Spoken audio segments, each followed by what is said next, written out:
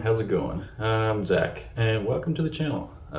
This will be, I've filmed many videos, but nothing's really been good enough or content worthy, I guess, to really talk about the Comanche. So I picked it up last year. It was 4th of July actually. So I live near Vancouver, Washington. I took a 9-hour bus ride to Spokane, Washington, and then drove this 6 hours back. Originally it came with a, so it's a 1987 long bed Comanche 4-wheel drive, 4-liter 5-speed. It was the Peugeot 5-speed, which if you know anything about those, it's got 160,000 miles, something like that.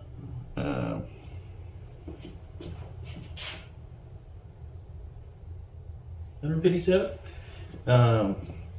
It's not super high miles. The body's fairly straight. It's been repainted, and whoever repainted, well, the paint didn't stick very well in a lot of spots. So it's got some surface rust and some peeling paint, but that's not really my worry at the moment. When I first got it, it had some ghetto repair on the driver and passenger floor. So I've done the driver floor. It's all patched. Need to fill the one little hole left and then seam seal it. I plan on doing that when I kind of do a little bit of cleanup before the final assembly. Still need to do passenger side, but that's for another date. So I've already sold. I sold the engine. Let's see. I started this probably in August, October maybe. So September's in there too. So I started this a couple months ago. I pulled the 4-liter out, had it sold within a couple days.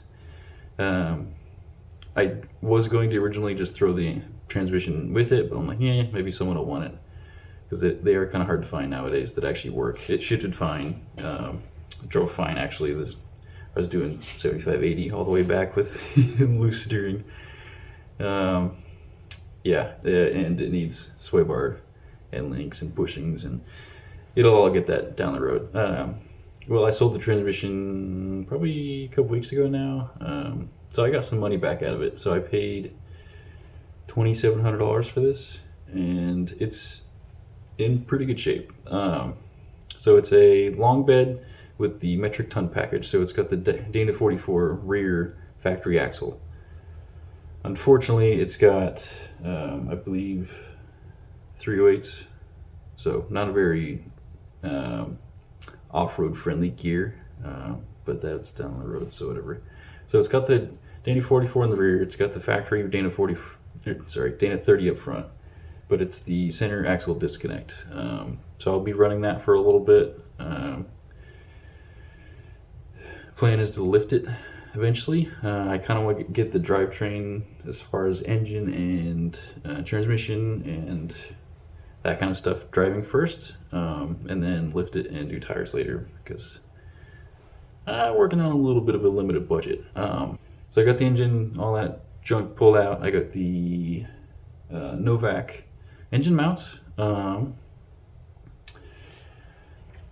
They fit pretty good. Yeah, they fit pretty good. So I did those. I did speed engineering. I have 2 sets of headers on this because block huggers fit nice on the driver's side, but not on the passenger side. And then the first set of headers I had were for a S10. The passenger side fits nicely, but the driver's side did not, because with it not being lifted, and even when it is lifted, the dump for the driver's side header was right above the yoke for the front axle.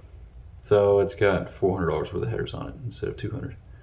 They're actually pretty nice headers. There's a pretty thick flange. They're TIG welded and they're V-bend. So I spent way too long doing custom exhaust. So it's full stainless from header all the way back. So MagnaFlow muffler and V-band flanges from off the headers, and then so it's a 2.5 off the headers into a Y, and then a single 3-inch out. The Y is directly in front of the transmission crossmember. So now the next thing to do, I also worked on the front crossmember because that was not going to allow me to run a bigger radiator. So it's a Summit radiator. It's 18 by 22, I believe. It's like the biggest I can fit between the steering box and the frame. There's literally millimeters. So yeah, so that's how it's going so far.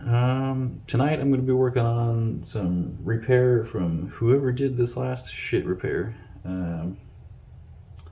These don't really have like a core support that's just removable, like a 68 Chevy or a Chevy in general.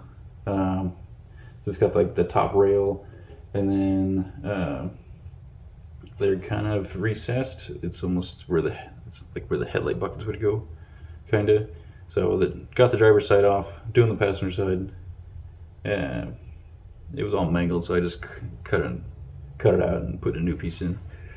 But yeah, that's how it's going so far. Stay tuned. There'll be definitely more progress coming along, but we'll see how the upload schedule is. Thanks, guys.